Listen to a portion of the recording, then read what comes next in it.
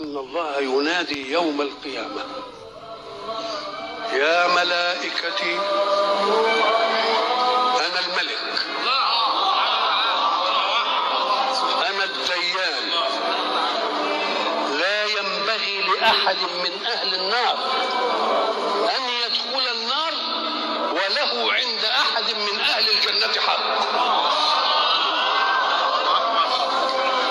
أنا الملك، أنا الديان، لا ينبغي لأحد من أهل النار أن يدخل النار وله عند أحد من أهل الجنة حق حتى أخصه منه، ولا ينبغي لأحد من أهل الجنة أن يدخل الجنة وله عند أحد من أهل النار حق حتى أخصه منه حتى اللطمة. إن كانت شوف الميزان. الحق لا يريد منك أن تستر الهموم، لأن ستر الهموم لا يعني إنهاء، وإنما يريد أن تواجه الهموم بالأسباب المتاحة لك علشان تنهيه. فإن لم تقوى أسبابك فالجأ إلى المسبب في إطار قول الحق: أمن يجيب المضطر إذا دعاه.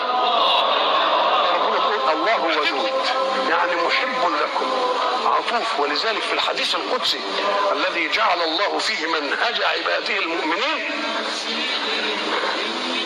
يقول الله عز وجل: يا ابن آدم لا تخافن من ذي سلطان ما دام سلطاني باقيا، وسلطاني لا ينفد أبدا.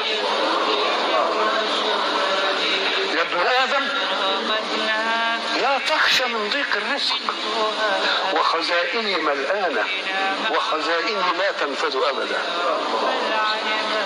يا ابن آدم خلقتك للعبادة فلا تلعب، وضمنت لك رزقك فلا تتعب.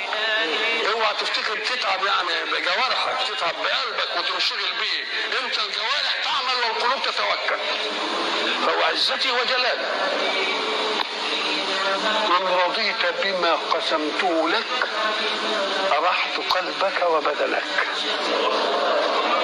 وكنت عندي محمودا. وإن أنت لم ترضى بما قسمته لك فوعزتي وجلالي لأسلطن عليك الدنيا تركض فيها ركض الوحوش في البرية، ثم لا يكون لك منها إلا ما قسمته لك. يا ابن آدم خلقت السماوات والأرض ولم أعي بخلقهن، أيعيني رغيف عيش أسوقه لك؟ يا ابن آدم لا تسألني رزق غد كما لم أطلب منك عمل غد. وإذا كان الحق سبحانه وتعالى وعنده الخزائن التي لا تنفد، ما عندكم ينفد وما عند الله باق. إذا أبدا كل واحد مطلوب مش هينقذ ذلك مما عنده شيء. ولو أن أولكم وآخركم وحيكم وميتكم وشاهدكم وغائبكم من إنسكم وجنكم اجتمعوا في صعيد واحد فسألني كل مسألة فأعطيتها له ما نقص ذلك مما عندي إلا كمبرز إبرة إذا غمسه أحدكم في بحر، وذلك أني جواد وواجد وماجد، عطائي كلام وعذابي كلام، إنما أمري لشيء إذا أردته أن أقول له كن فيكون. الله الذي لا تنفذ خزائنه يعطي خلقه بقدر، لا يبسطها على الخلق كل البسط ولا يقبضها على الخلق كل القبض، فيبسط على ناس ويقدر على ايه؟ ليه؟ قال لك لتسير حركة الحياة، لأن الله لو بسط الرزق يدى لكل واحد حاجة لاستغنى الناس عن الناس. إن ربك اللي ما ينقص ما عنده به يبسط الرزق لمن يشاء ويقدر لمن يشاء. يقدر يعني ايه؟ يضيق. أما من قدر عليه ايه؟ رزقه. ولذلك هناك الحق سبحانه وتعالى يقول ايه؟ فلينفق مما آتاه الله، من قدر عليه رزقه فلينفق مما آتاه الله. والذي يحترم قدر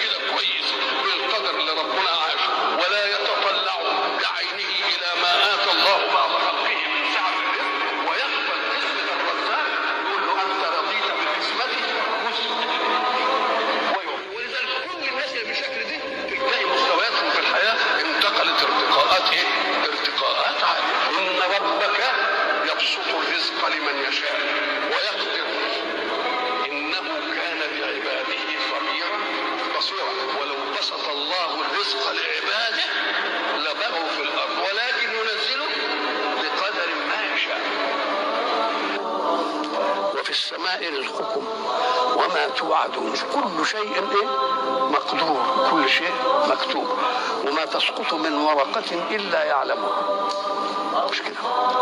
ولا حبة في ظلمات الأرض، ومش عارف، كل دي معلوم عند الحق سبحانه. يبقى إذن أيها الإنسان ما تنشغلش قوي بالرزق، إلا أن تذهب إلى الرزق، مش تخلقه.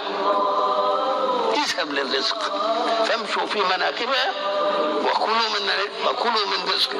ماشي مش هيجيب، انما انت بس ربنا قال امرك بالسبب، انما هو المسبب يعني. ذلك يجب ان نتربى جميعا في ان القضاء اذا نزل نسلم به. اول مرحله فيه لا يرفع قضاء حتى يرضى به، محدش منه يضرب به، مش هترضى هيفضل الايه. ولذلك الذين يعيشون في البلاء طويلا هم السبب، ليه؟ لانهم ما رضوش بالله. لو رضوا لرفع الله له. يقول من رضي بقدري اعطيته على قدري. فاصبر كما صبر اولو العزم. ورضوا سيدنا يوسف صبر ولا ما صبرش؟ شوف في الجب عملوا فيه ايه، شوف في السجن لما مش عارف عملوا فيه ايه، انما الاخره جت ايه؟ مكنا ليوسف في ايه؟ يتبوأ منها وجابوا ابوه على العرش. والله اذا المساله ترضى بالقضاء ربنا يعمل لك الحكمه، يبين لك الحكمه في هذا الايه؟ في هذا القضاء. ولذلك احنا قلنا زمان ان الانسان اذا اصابه شيء يكرهه نفسه ما تنبسطش له، يعرض على نفسه. انت ليك سبب في دي ولا مالكش؟ زي ما قلنا سقط لانه ما ذاكرش، يبقى بقى العلاج يعمل ايه؟ يبقى يذاكر.